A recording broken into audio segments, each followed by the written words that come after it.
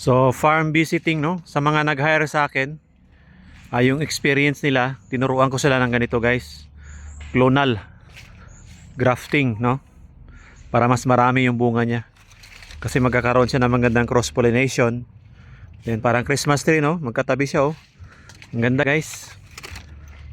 Then tuturuan ko sila paano magpaparami ng bunga guys, no, through fertilization, limestone, organic fertilizer, in PK, then foliar spray, then pest and disease katulad nito. Pwede nating pad sleeving para wala siyang pad borer, pwede ring spraying. Tuturo natin lahat. Then add-ons yung fermentation post harvest. So yun po ang mga pinuntahan natin farm visit. Siyempre magbabayad kayo.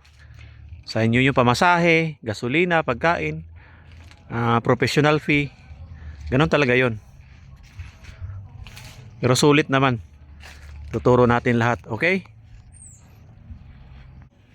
Baka sabihin doon lang may bunga. Ayan, oh, yung katabi niya. Oh, oh. Di ba? Nakatutak na bunga. Oh, yan pa, oh, mga katabi. Same pa rin yan, guys. Same protocol. Alright?